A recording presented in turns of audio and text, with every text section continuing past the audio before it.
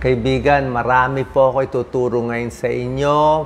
Medyo malalim to pero ito talaga tingin ko makakatulong sa inyo. Ipapasimple natin. Ang ituturo ko sa inyo yung mga small business ideas na pwede natin gawin dito sa Pilipinas. Number 1, tingnan din natin okay ba magnegosyo o okay ba maging empleyado na lang. At meron ako mahalagang tuturo sa inyo. Ito talaga secret para maging successful kayo. Lahat ng successful meron nito. Tawag dito USP, Unique Selling Proposition. Kailangan alam mo ang USP mo. Pag hindi mo alam ang USP, hindi magiging successful. Kaya tuturo ko lahat yan sa inyo. Simple lang yan. So, uunahan na natin. Siyempre, lahat ng bagay, negosyo, trabaho, maraming failure. Maraming pagtatanggi, pag-apply, hindi ka mapapansin. So, kahit mag-failure tayo, malugi isang negosyo, masira sa trabaho, okay lang, try lang ng try ulit kasi natututo ka. So, sasabihin, ay natalo, natanggal sa trabaho, okay lang yon. Marami ka ng experience. Papunta ka na sa journey, tuloy ka lang ng tuloy, huwag ka lang mag-give up. Maraming tao ganyan. Lahat naman nagpe-fail, syempre lahat nag-uumpisa. Okay. Negosyo o trabaho, nasa sa inyo. Kung gusto nyo magnegosyo, kahit maliit na negosyo, may advantage. Pwede ka umasenso, kumita ng malaki. Mas malaki ang kita sa negosyo. Ikaw ang sariling boss mo, di ba? Oras mo yan, yan ang advantage. Ang problema lang, sarili mong negosyo, pwede ka biglang malugi. Okay, pwedeng masiro, malugi. Kailangan mo capital, o, di ba? Puhunan, depende, pwedeng maliit, pwedeng malaki. Tsaka may risk. Oras mo, responsibilidad, pero dito ka matututo Dito ka matututo. So, kung gusto mo empleyado ka lang, okay, o may small business on the side, pwede rin. Para magnegosyo, oras, pera, pagsisikap, hindi lang yan Kailangan may talino, tsaka may swerte, tsaka kailangan nanonood nito. Tulad na sinabi ko, dapat meron kang USP. Yun ang pinakamahalaga sa lahat. Tuturo ko sa inyo. Lahat ng negosyo may USP. So, tignan mo muna ano talent mo. Yan ang USP, Unique Selling Proposition. Ano yung meron ka na medyo panalo ka sa iba. Okay? Hindi kailangan super panalo. Basta medyo angat ka. Medyo mas maganda yung sayo. Mas kakaiba. So, dapat talento mo yan. So, tignan mo muna. So, bibigay ko na sa iyo, ito yung mga small business ideas na pwede sa Pilipinas. Hindi ko sinasabi gagawin mo lahat, pero para lang magka-idea ka. O, pakita natin, Doc Lisa. Ito, marami sa atin. Ito pang Pilipinas talaga to, sari-sari store. Okay? Kaya lang, marami ng sari-sari store. Okay? Tsaka yung kita, baka hindi ganun kalaki. Pero yan ang pinakasimple sa probinsya. Yung iba, may mga food cart, food stall sa mga mall, okay din yan. May puhunan yan, pero kailangan maraming tao. High foot traffic area. Yung iba, online selling, di ba? Marami sa Facebook, baro, accessories, bibili sa Divisoria, bebenta, ikaw yung pipili. Pwede rin yun. Kung diyan ka magaling, kaya lang marami na yan. Yung iba, nagbe-baking. Yung iba, nag-tutor. Pwede rin to mag-tutor ka sa mga anak ng mayayaman. Beauty and wellness, magaling mag-massage, mag-makeup, kung yan ang laundry. Okay, pwede rin dry cleaning.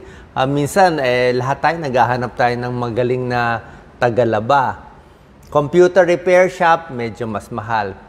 Karenderya, catering, very common sa atin, di ba? Dapat iba yung pagkain mo, meron kang iba. Landscaping, uso na daw ngayon. Landscaping, gardening, marami na daw may gusto niyan. Okay?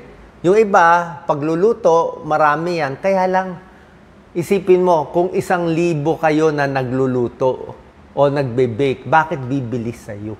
Kailangan mo ng USP. Mamaya tuturo ko ang USP. Personalized gift and crafts, yung gumagawa ng mga handmade items. Actually, maganda yan. Kung magaling ka, hindi magagaya na iba. Photography, videography, cellphone na lang ngayon. Diba? Dati, ang mahal ng wedding, diba? Wedding, 50,000 ngayon. Baka may 3,000, 4,000. Kung sa'yo mura, yun ang USP mo.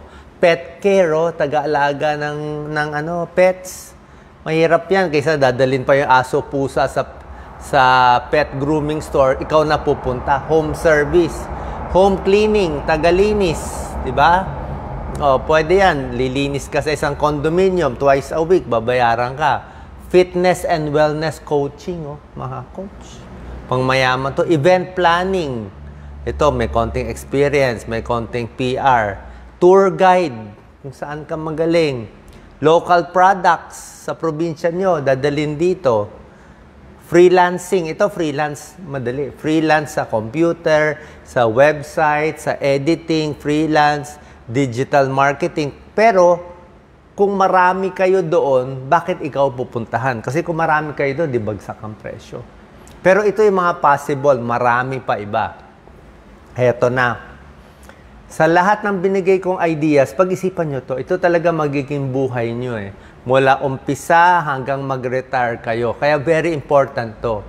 Ano ang unique selling proposition mo? Ano yung kakaiba na magugustuhan ka na ibang tao na meron ikaw lang? Sample. Yung produkto mo, pinakamura. Or kung hindi ka pinakamura, mahal ka pero ikaw pinaka-highest quality para mga iPhone. Highest quality. Fastest delivery, ikaw pinakamabilis, makaka-deliver. Pinakabago. Okay, ngayon uso mga environment friendly, mas bibili ba? Kahit anong factor na mas gugustuhin ka ng customer. Ito, dinagdag ko lang eh. Sa tingin ko, malaki sa atin yung reliable eh. Tsaka trusted yung source. Or yung pinakamabait, mabilis kausap, yung nagbebenta. So, para makuha mo USP mo, hanapin mo saan ka magaling. Ano talents mo, papadamihin mo yon. Meron yan. Focus ka kung ano kailangan ng tao ngayon. Ano ba need ng Pilipinas ngayon? Para ngayon, lahat mahirap, mahal ang bilihin, walang pera. Kaya sabi ko, useless na rin mag-topic ako ng mga pagkaing mamahalin, di ba? Kasi mahirap ngayon kababayan natin. Kaya ito na lang yung alam ko sa business. Actually, hindi lang ito business sa buhay. Focus on your customer. Tapos ito pinakamahalaga, super halaga. Ano meron ka na wala yung kalaban mo? Or medyo angat ka sa kalaban mo? Hindi naman kailangan ikaw yung pinakapanalo. Basta a little angat ka lang. Tapos pag ginawa mo yon, hindi naman kailangan successful agad eh. Usually, gagawin mo to, hindi pa rin successful, gagawa ka ulit, gagawa ka ng gagawa. Usually, yung first, second business, baka hindi pa successful. Pag matagal, bago ka matututo. Ito, pag-iisipan mo, ano meron ka? Babalikan natin. Ito, sample to ng mga companies. Tingnan mo Ito kasi sa big companies pero sa individual na tao, meron din yan. Meron din yan. Lahat ng negosyo meron yan. Palagay natin itong mga pizza. Sabihin nila, hot pizza, fresh pizza, in 30 minutes, madadala namin or free. Diba? So, mahirap yan sa atin, traffic eh. Diba? So, yan yung unique selling proposition niya. Uy, kakaiba siya. Parang Starbucks, sikat na sikat ang Starbucks.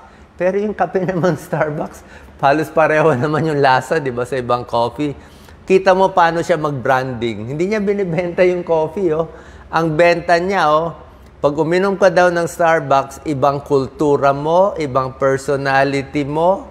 Ayan, Ang purpose daw nila, hindi magbenta lang ng kape. Isa silang neighborhood, magsama-sama, magkakaibigan, routine mo yan. Pati employees nila, parang pamilya.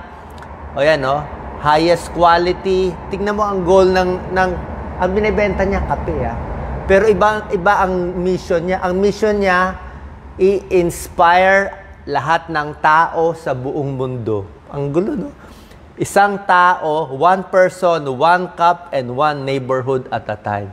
Sabi ko, grabe. So, feeling mo, pag umiinom ka, part ako ng community, tao ako. So, kita mo, naiba Naiba. Pero, pareho pa rin naman. Coffee lang siya. Pero naiba yung branding, kaya gusto na ng tao. Diba? Meron siyang unique Unique yung nag-isip Kasi kung bebenta lang niya as coffee, di pareho lang sa iba. Iniba niya.